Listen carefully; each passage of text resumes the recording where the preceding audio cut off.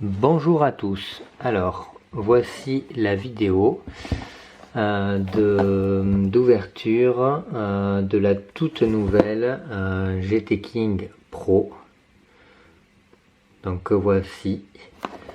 Donc tout nouveau modèle fleuron de chez Belink avec le tout dernier processeur S922XH. Alors nous allons ouvrir cette box et voir ce qu'il y a dedans.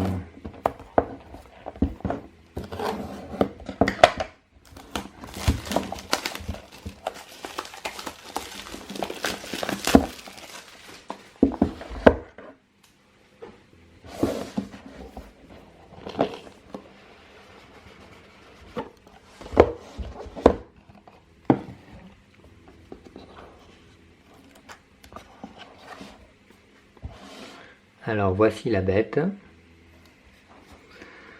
Alors elle est plutôt jolie, plutôt réussie parce que le boîtier est très lourd.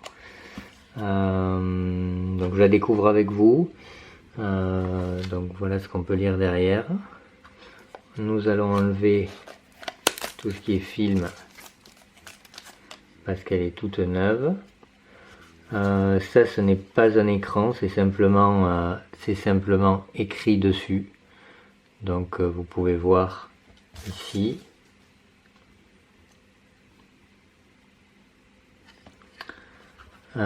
Ici, nous avons des ports USB. Ici, un port pour carte mémoire. Donc il va être... Donc on n'est pas sur du micro SD. Ici, on va avoir le port HDMI, le port LAN, le port audio pour l'allumer et le port d'alimentation. Et ils nous ont rajouté ici un port RS, donc c'est un port qui était utilisé il y a très longtemps, RS232 par les musiciens.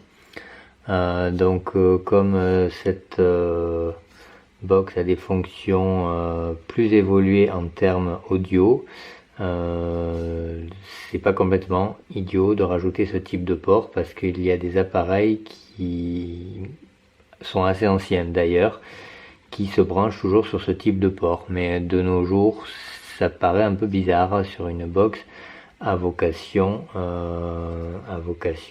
TV. Deux ports USB, on doit être sur de l'USB 3 évidemment vu la box. Il y a vraiment cette sensation, alors par rapport à l'autre, on va amener l'autre box qui est beaucoup plus petite. Donc voilà la GT King normale. Et voilà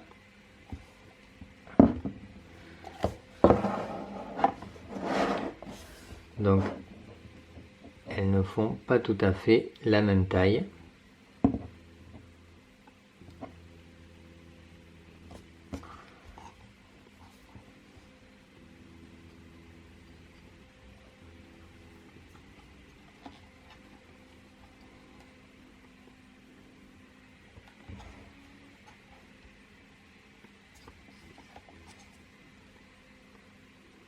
Donc un port micro SD, deux ports USB, un port SD standard et deux ports USB aussi. Ici on retrouve LAN et LAN, HDMI, HDMI,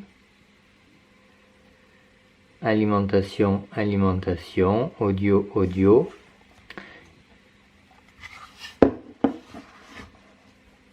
Optical, le port optique que l'on trouve ici, que vous pouvez voir ici.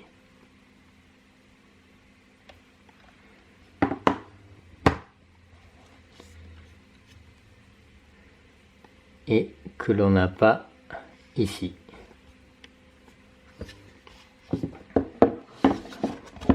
Voilà.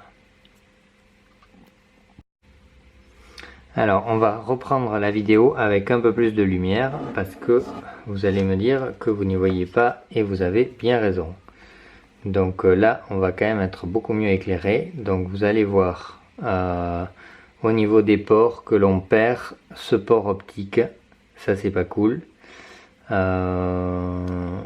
Et on gagne celui-ci qui va pas servir à grand monde. Par contre, gros intérêt, bouton on-off que nous n'avions pas là et qui me posait sérieusement problème.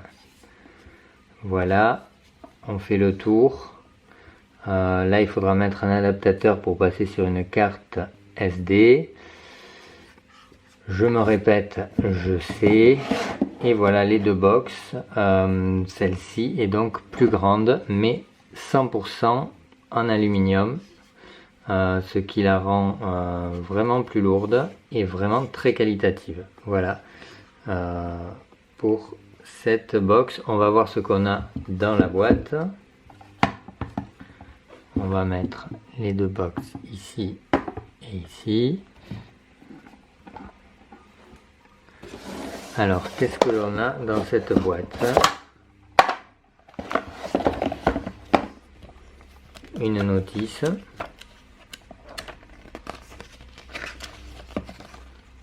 Voilà, où vous pouvez voir qu'elle est en anglais.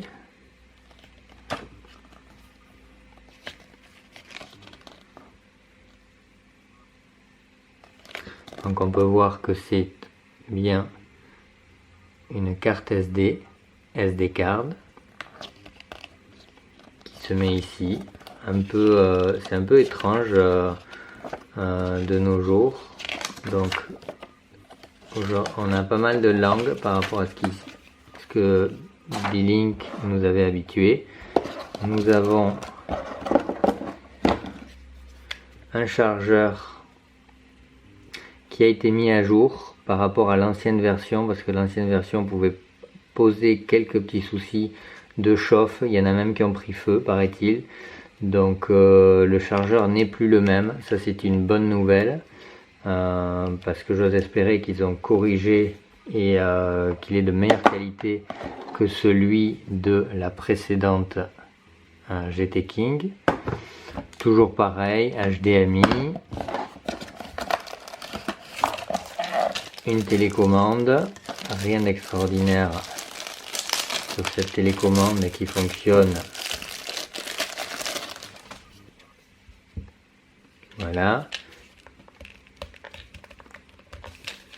Alors qu'il n'est pas facile à ouvrir, voilà, mais qui va fonctionner avec un petit dongle comme ceci. Voilà. Donc nous avons là la télécommande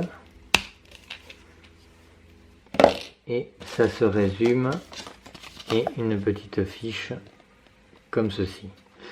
Alors nous allons regarder les caractéristiques avec, donc ça c'est la GT King normale et ici c'est la boîte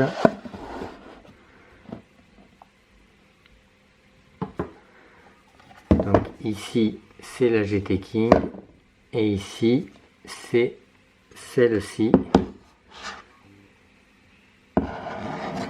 Voilà, on a les deux. On va vous montrer comme ceci. Et nous allons voir la différence au niveau des caractéristiques techniques. Alors, nous avons une différence de taille. Nous avons une différence de puissance. Nous avons une différence, pas de capacité, les mêmes capacités. Ce n'est pas le même microprocesseur. La partie graphique est la même. Au niveau des ports USB, on a à peu près la même chose. On a un USB 2 d'un côté, un USB 2 de l'autre, carte SD d'un côté et micro SD de l'autre. Voilà, on est sensiblement sur les mêmes choses. Alors, ce qui va changer réellement entre ces deux, entre la GT King et la GT King Pro, c'est ceci. Alors, c'est la partie audio.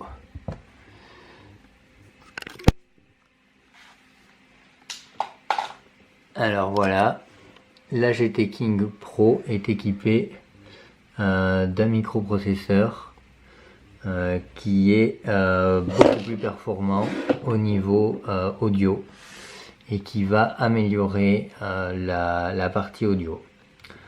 Donc la preuve par les graphiques, donc ça c'est tiré de leur site. Il faudra que les premiers tests sortent et qu'on étudie tout ça pour voir si ça apporte réellement quelque chose. Alors moi, l'intérêt que je vois surtout dans cette box, c'est sur un processeur si puissant, c'est qu'elle est en métal et donc qu'elle va permettre de mieux dissiper la chaleur. Donc ça c'est le gros plus de cette box, c'est sa dissipation thermique qui sera bien meilleure. L'autre plus c'est le bouton power qui est directement sur la box qui permettra de l'arrêter.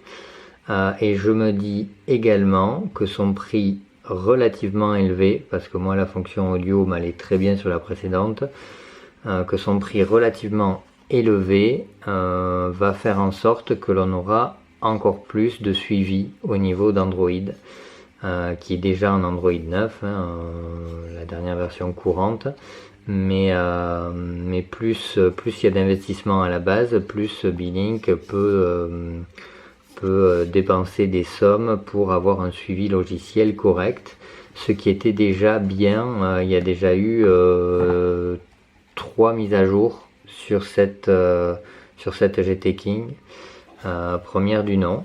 Donc j'espère en avoir un peu plus sur celle-ci qui coûte quand même 30 € plus cher, ce qui n'est pas rien sur ce type de box. Donc là on est vraiment sur un produit très haut de gamme.